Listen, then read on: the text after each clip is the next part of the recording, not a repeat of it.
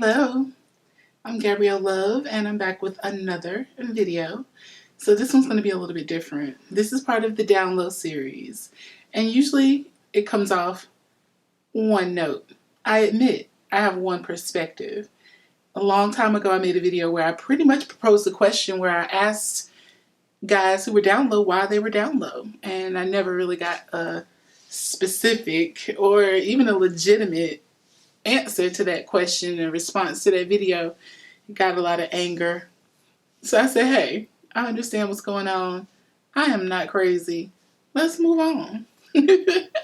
So in this video, I decided to talk about the brighter side of down low. So there are some good parts. There are parts of being trans and LGBT and femme, or dealing with men who are closeted or down low. And there are parts of that can be quite fun and beneficial and nice.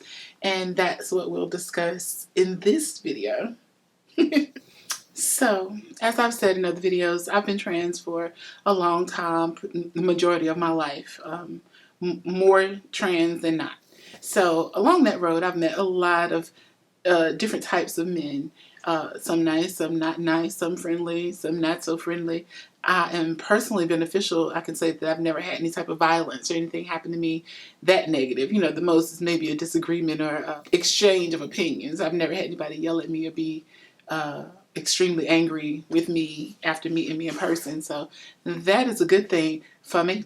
When it comes down to guys being down low, there can be beneficial sides. You know, I've met a lot of guys that are discreet and maybe involved in other situations. So they set their lives up a certain type of way to where they couldn't be open. And they decided to, you know, make it beneficial and make it, you know, fill in other areas where they can be helpful and they can be, you know, beneficial to the person that they might be attracted to. Because sometimes it's just more than a fetish or more than a curiosity. Sometimes it's two people that actually like each other, and one is has set themselves up to be in a situation where they are holding the other person in a marginalized position, I guess I'll say.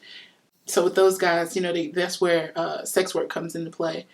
You know, I've said in other videos, you know, I went to college, I grew up trans. I never knew growing up trans that guys would choose to be down low. I didn't know that that was going to be a thing. But once I realized it was a thing, I had to figure out, okay, so how am I going to deal with this? Like, what am I going to do for myself to make this a situation that I can deal with, where I can meet people, enjoy myself, have a good time, but still not feel used or taken advantage of or exploited or fetishized or any of those other things that you might feel on the marginalized side of life. So that's how I approached, you know, sex work as it is. And it's funny because most of the guys that I meet are, you know, engaged in that are the guys that I would want to meet in real life. You know, the guys that are employed, have careers, are nice men. I've never been into what they call trade, or guys that are more on the hood side and don't bring anything to the table other than that kind of vibe or swag or whatever. Yeah, you can't eat swag, and you know, swag don't do a lot for me. I'm not a trendy person. The social brainwashing doesn't tend to work on me as easily as it does some others. So with that, I'm not crazy about swag or how someone performs their masculinity or whatever as as currency. But I have been fortunate enough to meet a lot of very nice people who have stood in places for me where I needed them, and been people to me behind the scenes that enabled me to be somebody that I like in front of the scenes, if that makes sense. I don't look at it as cold and callous as a lot of people might look at it, as gold digging or I got a sponsor or anything like that, because I'm not that type of person. I never ask anyone for anything. But I also know that, you know, closed mouths don't get fed, and a lot of girls do ask for things and they get the things they ask for. So I give those girls their props, because I'm not, I don't have the guts. So but like I say, I have met people who have been very nice to me, and even without me asking for things, they can see a need or just step in and see where they can be helpful. And that right there takes a weight and a load off, and it kind of balances the scales out with a lot of the guys that are fetishizing, like the ones that have those profiles where their profile is all about fetishizing trans people, and they look at that as a positive thing, and like they're promoting us. And it's like, we never needed you. You know, trans women are not like cisgender women where we need a cis man to pimp us or help us get along. At the most, you know, I need someone that's going to use their privilege to help me. Making a profile where you retweet pictures of my nudes for free, or, you know, any naked video that I post, you retweet that on Twitter, or like they used to do on Tumblr. That, I don't look at that as helping me any. That's helping you. You're getting followers, you're getting likes, you feeling validated as a closeted man, and you give yourself this like hero complex so you feel like you're saving us. We don't really need that. The guys that are subscribing to our content are the ones that are helping us out with that kind of stuff. They're helping us out by paying for the content that we're taking our time and spending our money to make. So yeah, that's what keeps the cycle going. Not saying that, you know, a retweet or a like doesn't help show you to someone else who might be looking, but specifically the fetishizing profiles, they have a fetishizing following. So when they retweet you or do that kind of stuff, it doesn't always turn into currency. A lot of times it just turns into more guys that are just like them coming in to do the exact same thing they're doing. And which, again, that's a dead end. It doesn't lead to any type of currency, any type of benefits for the girl who's doing the work or who's being marginalized, or, yeah, us.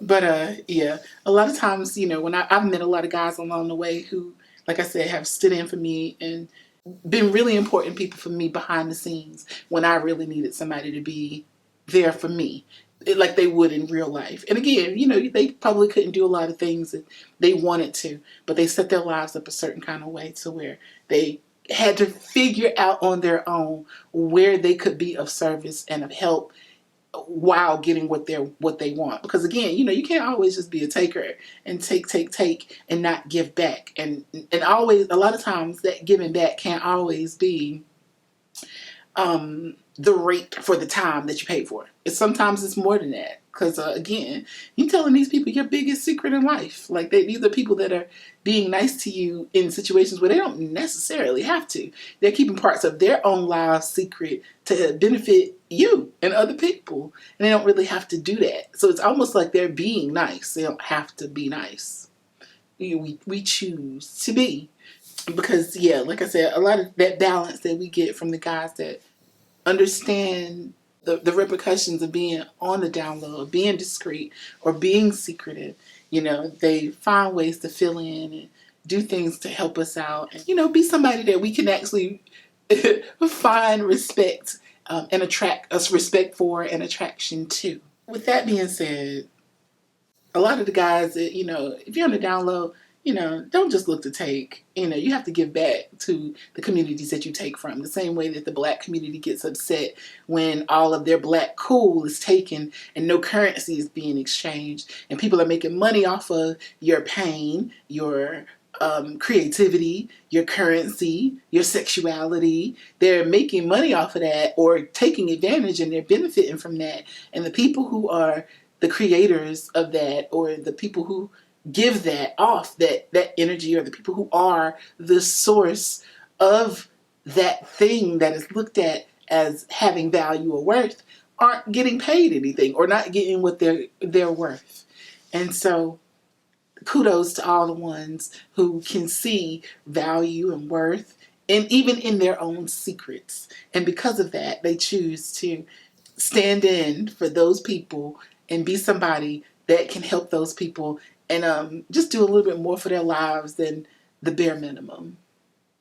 So hopefully you guys will rate, like, and subscribe to my channel. I'll be back with another video. Thank you so much for watching. Peace and love.